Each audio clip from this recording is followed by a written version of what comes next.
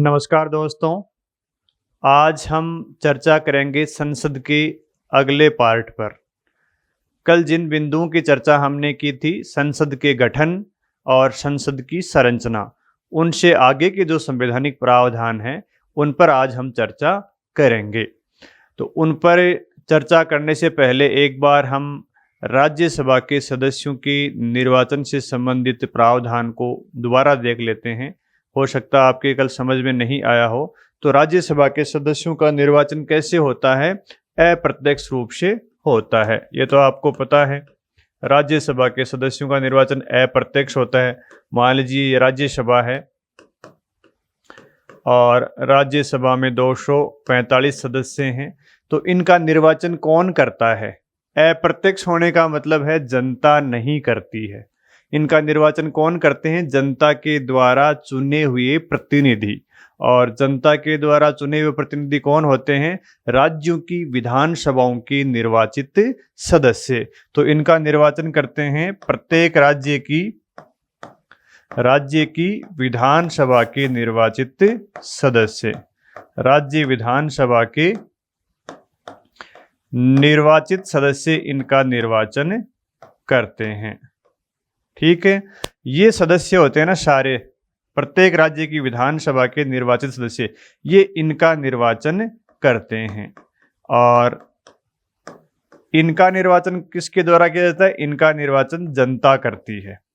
इनका निर्वाचन कौन करती है? जनता। तो जनता तो राज्य की विधानसभाओं के सदस्यों का निर्वाचन करेंगे, राज्य की विधानसभाओं के निर्वाचित सदस्य। जनता तो इनका निर्वाचन करेगी और ये फिर इसका राज्यसभा के सदस्यों का निर्वाचन करेंगे। तो जनता अपने चुने हुए प्रतिनिधि, तो इसलिए इसको क्या कहा गया है? अप्रत्यक्ष निर्वाचन कहा गया है। अप्रत्यक्ष निर्वाचन का मतलब है जनता इनको डायरेक्ट नहीं चुनती, जनता पहले अपने प्रतिनिधि चुनती है, वो फिर इनका निर्वाचन करते हैं। और लोकसभा में क्या होता है? लोकसभा में तो प्रत्यक्ष निर्वाचन होता है। प्रत्यक्ष का मतलब क्या होता है? जनता डायरेक्ट लोकसभा के सदस्यों को चुनती है। ये मान लीजिए लोकसभा है, ये 543 सदस्य हैं, इनका निर्वाचन डायरेक्ट जनता के द्वारा किया जाता है। तो इसको तो बोलते हैं प्रत्यक्ष। जनता जब डायरेक्ट निर्वाचन करती है, सीधा ही निर्वाचन करती है। और अप्रत्यक्ष निर्वाचन का मतलब जनता पहले इनका निर्वाचन करेगी और ये विधानसभाओं के सदस्य फिर राज्यसभा के सदस्यों का निर्वाचन करेंगे। ये तो कल की बात थी जो मुझे लगा कि सही तरीके से एक्सप्लेन नहीं हुई थी, इसलिए मैंने आपको दोबारा बताया है। अब हम चर्चा करेंगे आज के जिन बिंदुओं पर हम बात करेंगे उन पर। तो आज देखिए संसद में हम किन किन प्रावधानों पर चर्चा करेंगे। आज की क्लास में हम इन बिंदुओं पर चर्चा करेंगे, जिसमें पहला हमारा चर्चा का बिंदु रहेगा लोकसभा की सीटों का पुनः समायोजन। लोकसभा में कितनी सीट होंगी, कितनी नहीं होंगी, इसके बारे में यहाँ पर हम चर्चा करेंगे। तो पहला बिंदु ये हो गया। दूसरा, लोकसभा और राज्यसभा की अवधि, यानी हम यहाँ पे संसद की बात कर रहे हैं, तो ये प्रावधान लोकसभा के लिए है। बाकी सारे जो प्रावधान हैं वो लोकसभा और राज्यसभा दोनों के लिए लागू होंगे। यानी अवधि, शपथ और आरक्षण वाला प्रावधान जरूर राज्यसभा के लिए लागू नहीं है। फिर योग्यताएं सदस्यों की क्या होंगी, अयोग्यताएं सदस्यों की क्या होंगी और स्थान रिक्त कैसे होंगे, इनके बारे में हम आज संसद के सदस्यों से जुड़े हुए प्रावधानों पर चर्चा करेंगे। लेकिन ध्यान रखना, ये लोकसभा के लिए है सिर्फ, और ये जो आरक्षण के प्रावधान है ये प्रावधान भी सिर्फ लोकसभा के ही लिए हैं। राज्यसभा में किसी प्रकार का आरक्षण नहीं दिया गया है। तो चलिए बात करते हैं पहले अनुच्छेद 82 की। अनुच्छेद 82 में क्या प्रावधान दिया गया है? लोकसभा की सीटों का पुनः समायोजन। तो सबसे पहले हम इसी की बात करेंगे। अनुच्छेद 82 में लोकसभा की सीटों का प्रत्येक जनगणना के बाद में समायोजन के प्रावधान दिए गए हैं। तो आइए इसको समझते हैं, इसका अर्थ क्या होता है, समायोजन कौन करेगा, कैसे करेगा और कब कब लोकसभा की सीटों का समायोजन हुआ है, इस बात पर हम चर्चा करते हैं। तो देखिए, पहले हम चर्चा करेंगे अनुच्छेद 82 की कि लोकसभा की सीटों का पुनः समायोजन कैसे होता है। कि प्रत्येक जनगणना के बाद में लोकसभा की सीटों का क्या किया जाएगा, पुनः समायोजन। पुनः समायोजन का क्या अर्थ है? पुनः समायोजन के दो अर्थ हैं। पहला तो है कि लोकसभा की सीटों की संख्या में परिवर्तन, लोकसभा की सीटों की संख्या में परिवर्तन, संख्या में परिवर्तन।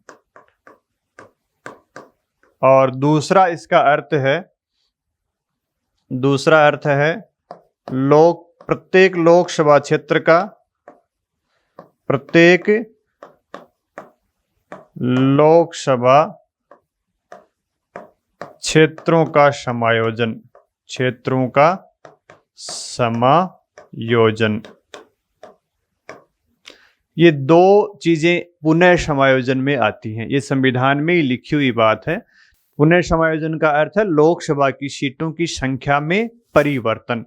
अब परिवर्तन का मतलब है लोकसभा की सीटों को बढ़ा भी सकते हैं और लोकसभा की सीटों को घटा भी सकते हैं। वो किस पर डिपेंड करता है? वो जनसंख्या के ऊपर डिपेंड करता है। तो पहली बात तो ये होगी कि लोकसभा की सीटों की संख्या में परिवर्तन किया जाता है। और दूसरी जो बात है समायोजन में, वो है कि प्रत्येक लोकसभा क्षेत्रों का समायोजन किया जाता है। किसके अनुसार? जनसंख्या के अनुसार। यानी जो लोकसभा क्षेत्र हैं, पूरे देश 543 लोकसभा क्षेत्रों में बटा हुआ है, तो उन प्रत्येक लोकसभा क्षेत्र की जनसंख्या का जो अनुपात है ना, वो समान होना चाहिए। कैसे? आइए देखते हैं। जैसे मान लीजिए जयपुर लोकसभा क्षेत्र है, जयपुर लोकसभा क्षेत्र है, और मुंबई लोकसभा क्षेत्र है, और लखनऊ लोकसभा क्षेत्र है। ये 3 लोकसभा क्षेत्र हैं। तो इन तीनों लोकसभा क्षेत्रों की जो जनसंख्या होती है वो समान होनी चाहिए, लगभग समान होनी चाहिए। जैसे जयपुर की मान लीजिए लोकसभा क्षेत्र में संख्या 20 लाख है, तो इतनी जनसंख्या किसकी होनी चाहिए? मुंबई की होनी चाहिए। 19 हो सकती है, 21 हो सकती है, लेकिन 20 के लगभग होनी चाहिए। इतनी 20 लाख के लगभग किसकी होनी चाहिए? लखनऊ के लोकसभा क्षेत्र की जनसंख्या होनी चाहिए। और इसको और अधिक समझें तो पुनः समायोजन कैसे करेंगे? जैसे जयपुर के पास मान लीजिए दौसा लोकसभा क्षेत्र है, दौसा लोकसभा क्षेत्र है, और दौसा लोकसभा क्षेत्र की जनसंख्या मान लीजिए 15 लाख की है। अब 15 लाख की क्यों है? क्योंकि मान लीजिए यहाँ से लोग माइग्रेट होकर जयपुर में चले गए, यानी दौसा के लोग नौकरी करने के लिए, कमाने खाने के लिए जयपुर चले गए। तो जयपुर की जनसंख्या तो बढ़ गई और दौसा की जनसंख्या कम हो गई। तो अब जो पुनः समायोजन करेंगे लोकसभा के क्षेत्रों का, तो कैसे करेंगे? दौसा का मान लीजिए ये लोकसभा क्षेत्र है और ये जयपुर का लोकसभा क्षेत्र है, तो इनकी जनसंख्या 15 लाख है, इसकी जनसंख्या 20 लाख है। तो अब क्या करेंगे पुनः समायोजन के लिए? इन दोनों लोकसभा क्षेत्रों की जनसंख्या का बराबर बराबर, लगभग बराबर कर देंगे। कैसे? दौसा लोकसभा क्षेत्र का जो क्षेत्रफल है वो ऐसे कर देंगे, यहाँ से कुछ जनसंख्या दौसा में शामिल कर देंगे, और लगभग इसकी जनसंख्या भी मान लीजिए 18 लाख हो गई, इसकी भी अब जनसंख्या कितनी हो गई? 18 लाख हो गई। ऐसे जनसंख्या का पुनः समायोजन करते हैं, जिसमें सीमांकन, जो लोकसभा क्षेत्र का जो सीमा है उसमें परिवर्तन करके लगभग बराबर जनसंख्या दोनों लोकसभा क्षेत्रों में रखी जाती है। ऐसे ही पूरे देश के जो लोकसभा क्षेत्र हैं उनमें जनसंख्या के आधार पर उनका सीमांकन कर देते हैं। कहीं ज्यादा जनसंख्या है तो उसका जो क्षेत्र है वो दूसरे लोकसभा क्षेत्र में शामिल कर देते हैं, कम वाले का क्षेत्र बढ़ा देते हैं, ताकि सभी लोकसभा क्षेत्रों की जनसंख्या क्या हो? बराबर हो। ये दूसरा काम इसके अंतर्गत किया जाता है, जिसमें लोकसभा क्षेत्रों का सीमांकन किया जाता है। क्या किया जाता है? लोकसभा क्षेत्रों का सीमांकन या समायोजन किया जाता है। तो ये इसलिए किया जाता है ताकि प्रत्येक लोकसभा क्षेत्र हैं, जैसे देश में 543 लोकसभा क्षेत्र हैं, तो उनमें जनसंख्या लगभग समान होनी चाहिए। किसी की कम ज्यादा है तो उसका सीमा क्षेत्र बदल देते हैं। और पहला काम है लोकसभा की सीटों की संख्या में परिवर्तन करना। तो ये बात समझ आ गई, पुनः समायोजन में 2 कार्य होते हैं। दूसरी बात है कि ये क्यों होता है, पुनः समायोजन की क्या आवश्यकता पड़ती है, ये दोनों काम क्यों करने पड़ते हैं। वो इसलिए करने पड़ते हैं क्योंकि जनसंख्या वृद्धि होती है और जनसंख्या के अनुपात में सीटें दी गई हैं, तो ज्यों ही जनसंख्या ज़्यादा होती है तो सीटों की संख्या भी फिर बढ़ाई जाती है, क्योंकि हमारे देश में 10 लाख की जनसंख्या पर एक सीट लोकसभा की दी गई थी, लेकिन किसी क्षेत्र की जनसंख्या ज़्यादा हो जाती है तो वहाँ पर सीटें बढ़ा देते हैं। तो एक तो ये कारण है, और दूसरा कारण हमने आपको यहाँ बताया है कि जनसंख्या का माइग्रेशन होता है, और माइग्रेशन होने के कारण, माइग्रेशन का मतलब जनसंख्या एक स्थान से दूसरे स्थान पर चले जाना, जैसे गांव के लोग शहर में चले जाना, तो शहर में जनसंख्या ज़्यादा हो जाएगी तो वहाँ का जो लोकसभा क्षेत्र है, वहाँ का जो उम्मीदवार होगा वो ज़्यादा जनसंख्या का प्रतिनिधित्व करेगा, और जहाँ से जनसंख्या आई है वहाँ जनसंख्या कम रह जाएगी, तो वहाँ का जो लोकसभा का उम्मीदवार है वो कम जनसंख्या का प्रतिनिधित्व करेगा। तो असमानता हो जाएगी, एक व्यक्ति ज्यादा जनसंख्या का प्रतिनिधित्व कर रहा है, दूसरा कम का प्रतिनिधित्व कर रहा है, तो दोनों में क्या होनी चाहिए, समानता होनी चाहिए। यानी हर जगह का जो लोकसभा का प्रतिनिधि होता है वो समान जनसंख्या का प्रतिनिधित्व करना चाहिए, इसलिए ये समायोजन किया जाता है। तो दूसरी बात समझ में आ गई क्यों समायोजन किया जाता है, जनसंख्या वृद्धि के कारण, जनसंख्या में असमानता के कारण, ताकि समानता स्थापित की जा सके, कहाँ, प्रत्येक लोकसभा क्षेत्र में। और तीसरी बात है कि भाई ये समायोजन कब किया जाता है, तो ये प्रत्येक जनगणना के बाद में किया जाएगा। कब किया जाएगा, प्रत्येक जनगणना के बाद में। जब भी जनगणना होगी, जैसे 1951 में जनगणना हुई तो समायोजन किया गया 1952 में, 1961 में जनगणना हुई तो 1963 में समायोजन किया गया, 1971 में जनगणना हुई तो 1973 में समायोजन किया गया, उसके बाद में एक बड़ा गैप आया था, फिर 2002 में पुनः समायोजन किया गया था। इस बात को हम अभी देखेंगे। तो अभी आपको ये समझने कि प्रत्येक जनगणना के बाद में समायोजन किया जाएगा। फिर चौथी बात आती है कि कैसे किया जाएगा।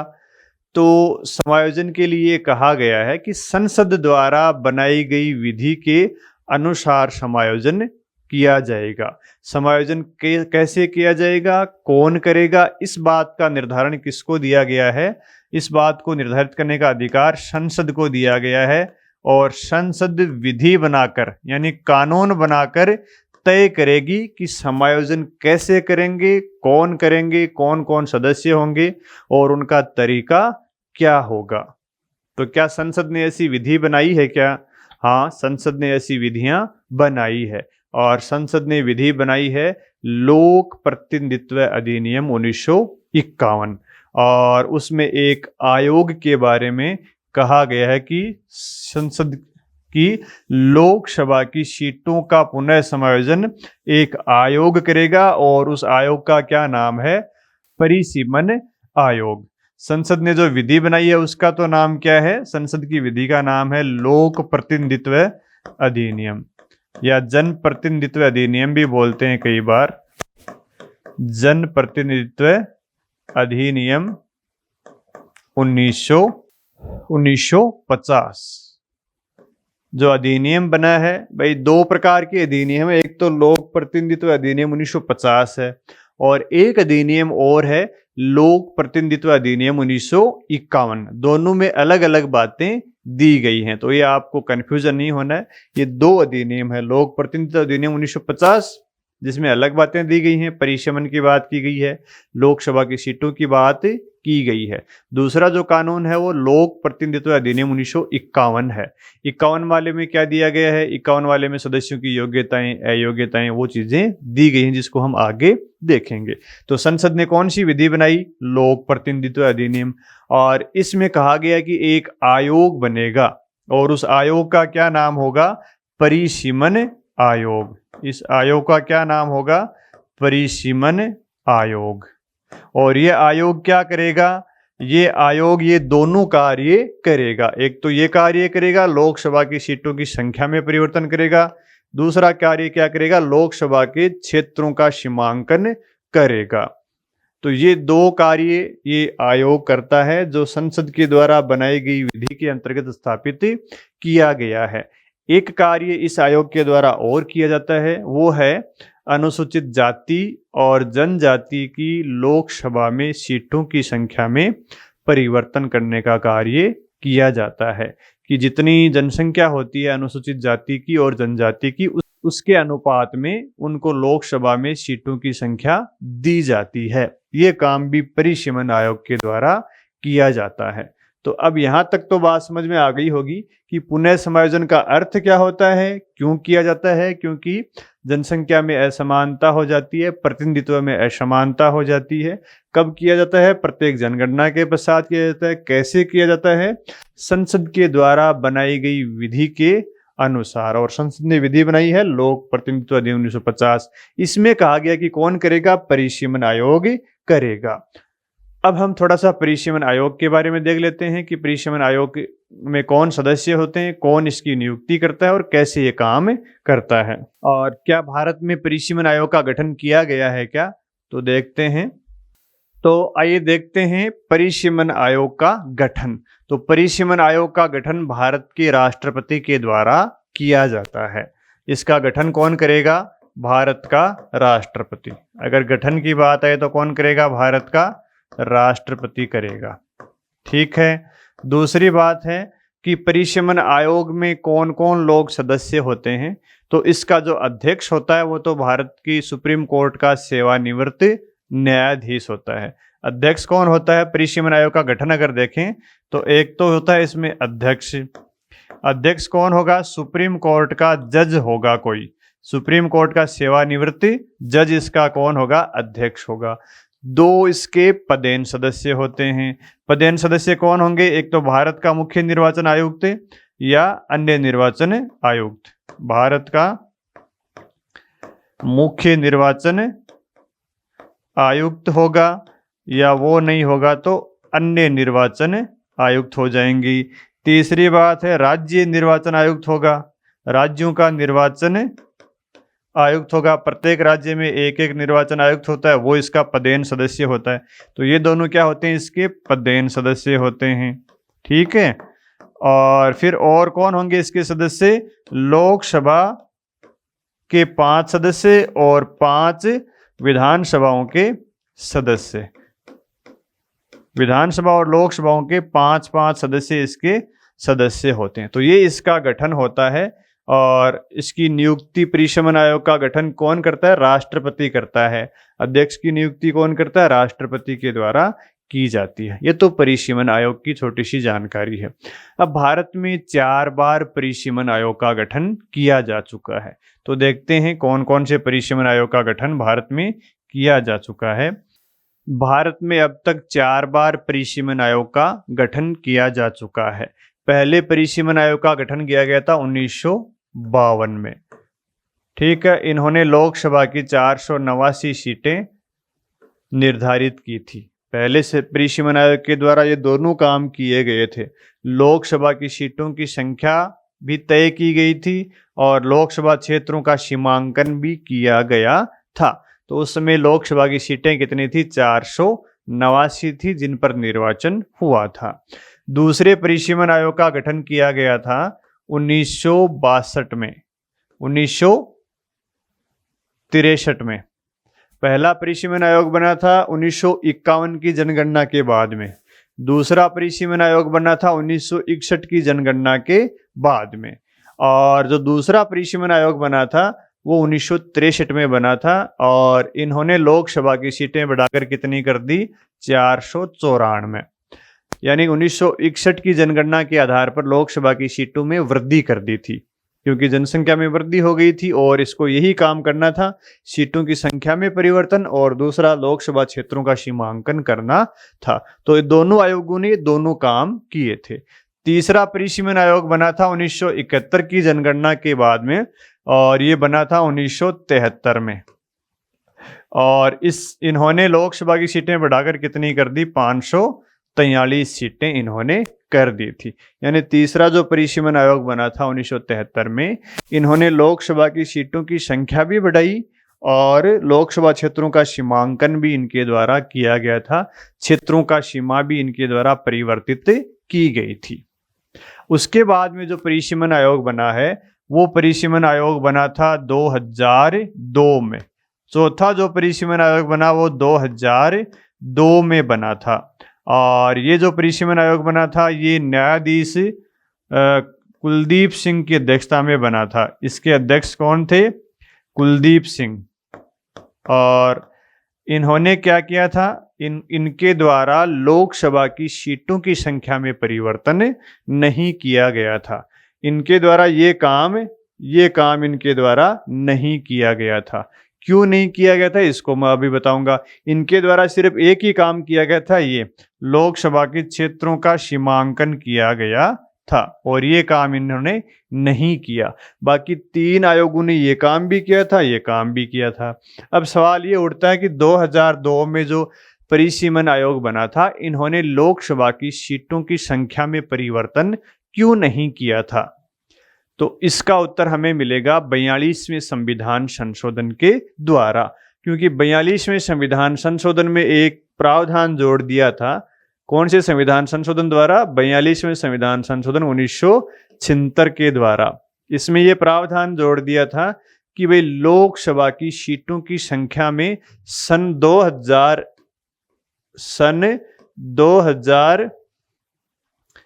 तक कोई परिवर्तन नहीं होगा। कब तक परिवर्तन नहीं होगा सीटों में? सन 2000 तक कोई परिवर्तन नहीं होगा। ठीक है, तो लोकसभा की सीटों को सन 2000 तक परिवर्तन करने पर प्रतिबंध लगा दिया था 42वें संविधान संशोधन के द्वारा। इसीलिए 1973 के बाद में 2002 तक परिसीमन आयोग का गठन नहीं किया गया था। तो पहली बात ये समझ में आ गई होगी कि 1973 के बाद में इतना लंबा समय क्यों गुजरा, परिसीमन आयोग का गठन नहीं किया गया, जबकि इस अवधि में जनगणना तो होती रही थी। 1981 की हुई थी, 91 की हुई थी, 2001 की हुई थी।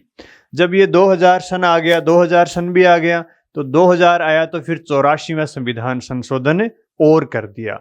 और 84वें संविधान संशोधन 2002 के द्वारा ये प्रावधान कर दिया कि जो लोकसभा की सीटें हैं वो सन 2026 के बाद में जो जनगणना होगी तब तक क्या रहेंगी? स्थिर रहेंगी।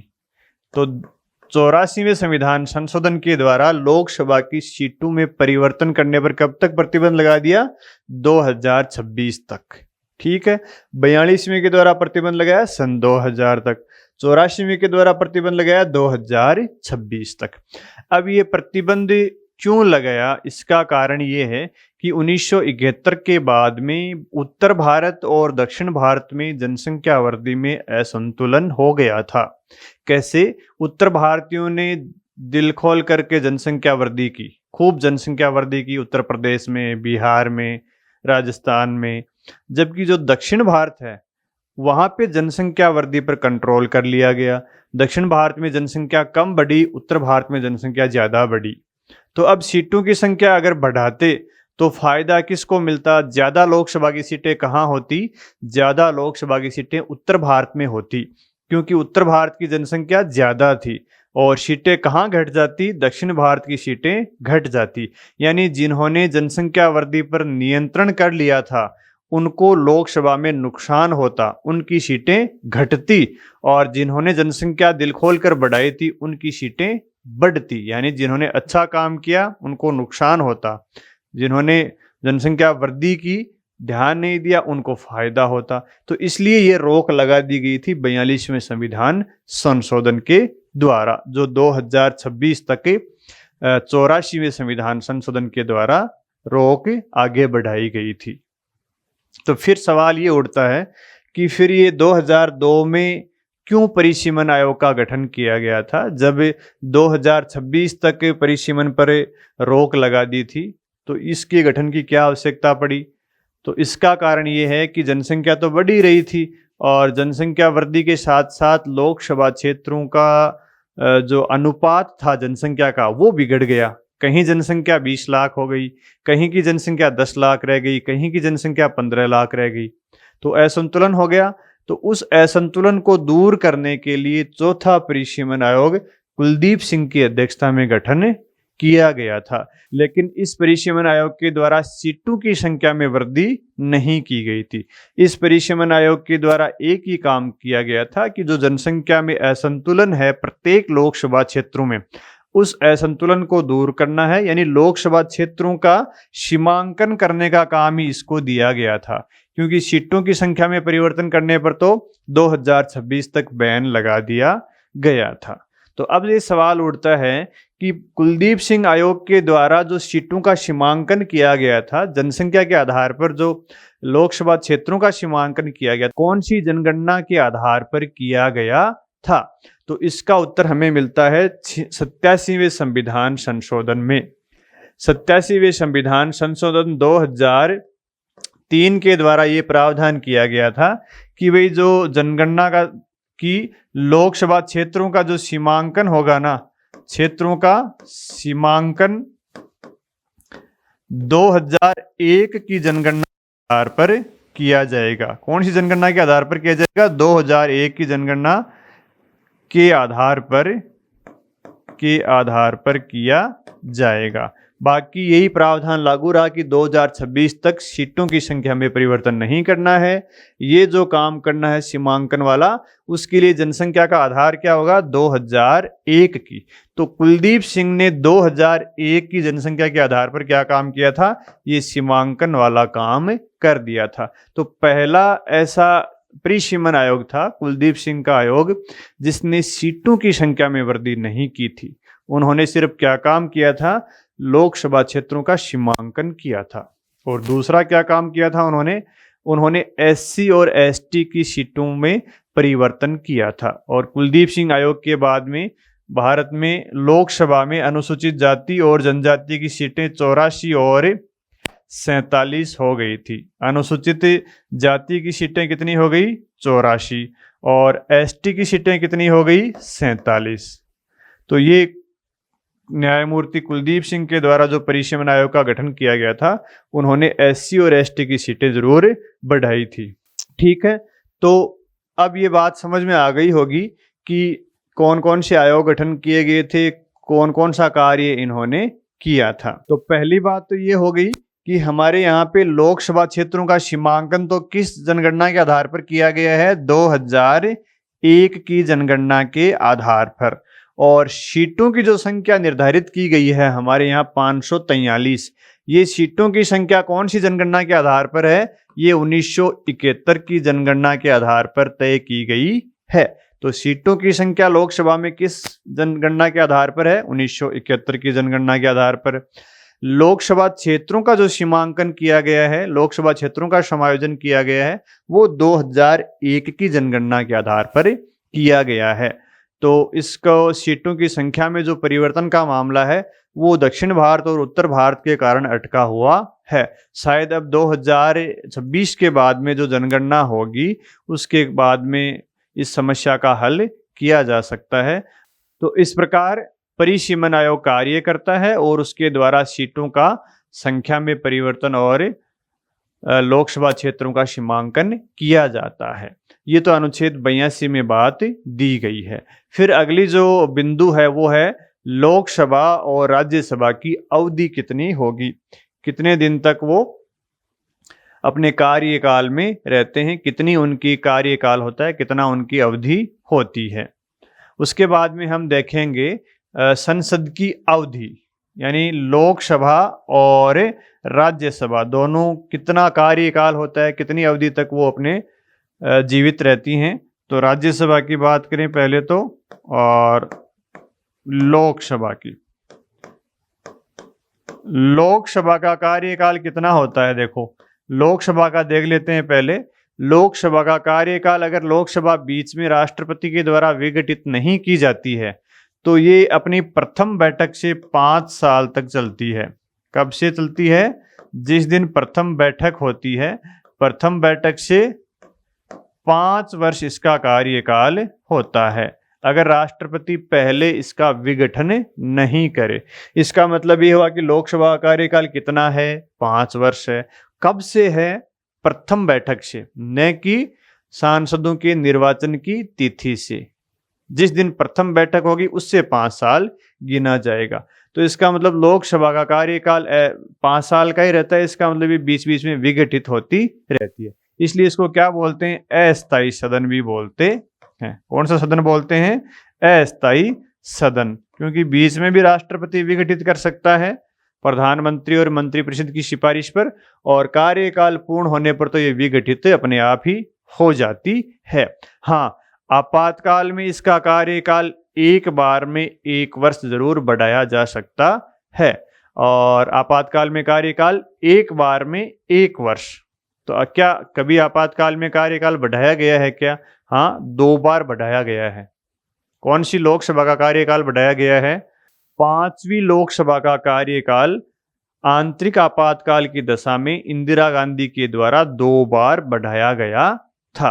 तो एक बार में आपातकाल में 1 वर्ष तक कार्यकाल बढ़ाया जा सकता है, लेकिन आपातकाल खत्म हो जाता है उसके बाद में 6 महीने तक ही इसका वो बढ़ावा कार्यकाल जारी रहता है। 6 महीने के बाद में वो कार्यकाल समाप्त हो जाता है। तो आपातकाल में एक बार में 1 वर्ष बढ़ा सकते हैं, और मान लीजिए 1 वर्ष तक बढ़ा दिया, आपातकाल दूसरे दिन ही खत्म हो जाता है, तो कितने दिन तक कार्यकाल चलेगा? 6 महीने तक। ठीक है, तो ये लोकसभा की अवधि से संबंधित प्रावधान थे। तो आपातकाल में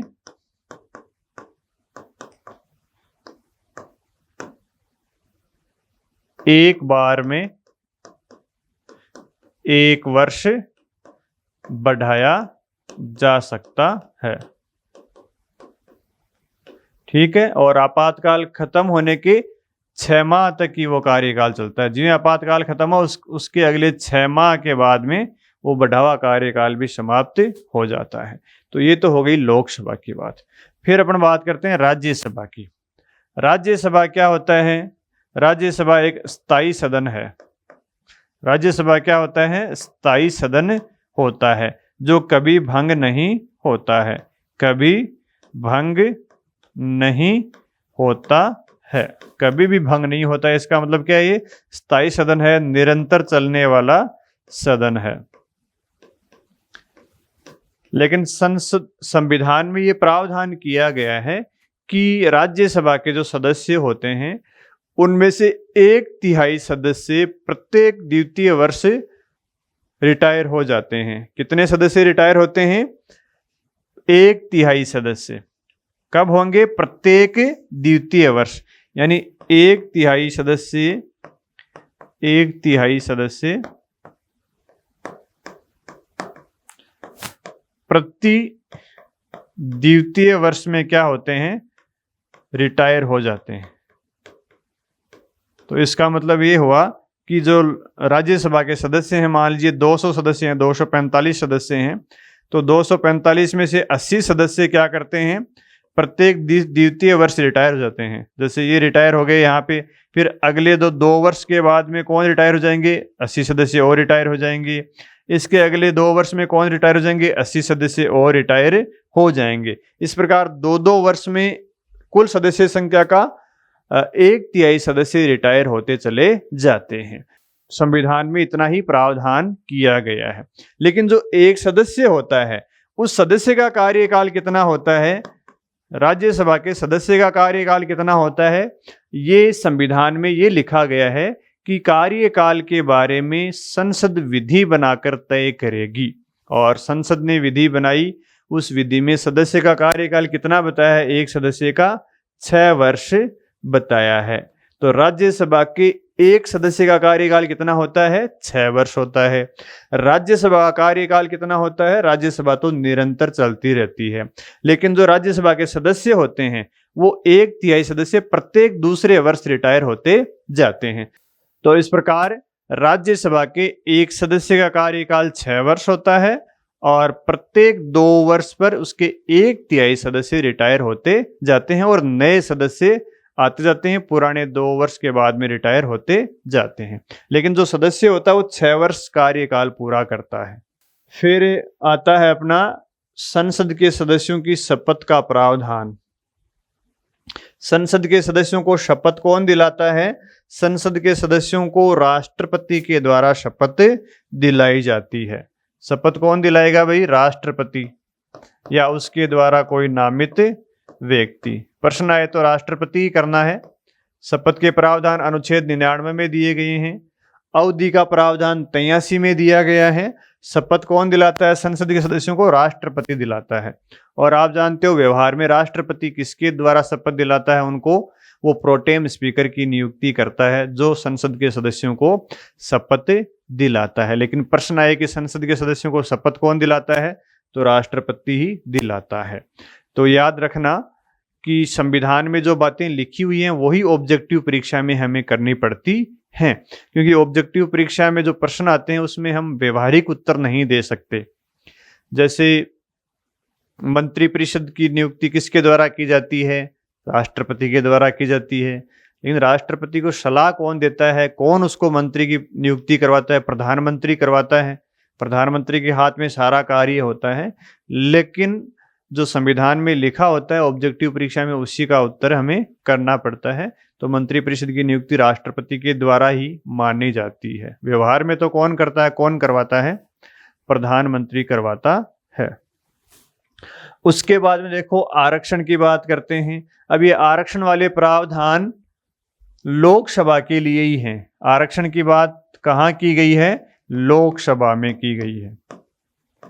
आरक्षण के प्रावधान राज्यसभा में नहीं है। याद रखना, राज्यसभा में एससी और एसटी को कोई आरक्षण नहीं दिया गया है। आरक्षण कहाँ दिया गया है? लोकसभा में। किसको दिया गया है?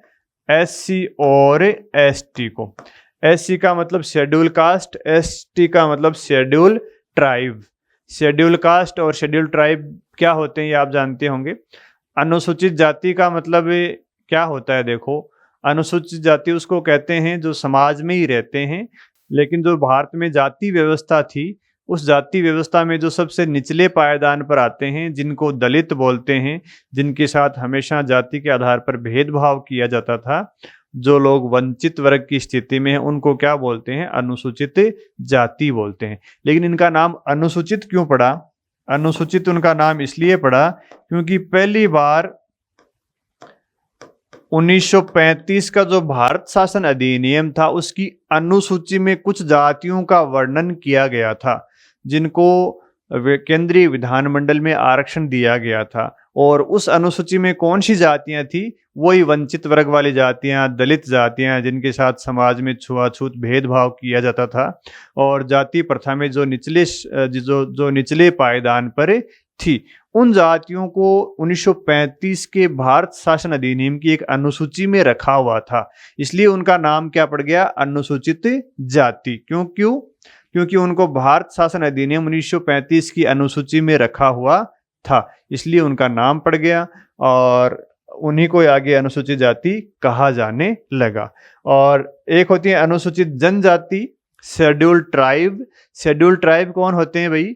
शेड्यूल ट्राइब वो होते हैं जो समाज से दूर रहते हैं। संस्कृति, खान पीन, रीति रिवाज, परंपराएं आदि समाज से अलग होती हैं। यानी वो मुख्य धारा से कटे हुए होते हैं, जंगल में रहते हैं, उनके त्योहार, संस्कृति सब अलग होते हैं। उनको क्या बोलते हैं? अनुसूचित जनजाति बोलते हैं, जो जंगलों में रहते हैं, ऐसा माना जाता है। तो अनुसूचित जाति तो वो हो गई जो समाज का ही भाग है लेकिन उनके साथ भेदभाव किया जाता है। अनुसूचित जनजाति कौन हो गई? जो समाज का भाग नहीं है, जो समाज से पृथक रहते हैं, उनका अलगाव है, उनकी भाषा, वेशभूषा, परंपराएं, रीति रिवाज, त्योहार सब मुख्य समाज से अलग होते हैं, उनको अनुसूचित जनजाति बोलते हैं। तो उनको लोकसभा में आरक्षण दिया गया है। लोकसभा में उनके आरक्षण की बात कहाँ की गई है? अनुच्छेद 330 में की गई है।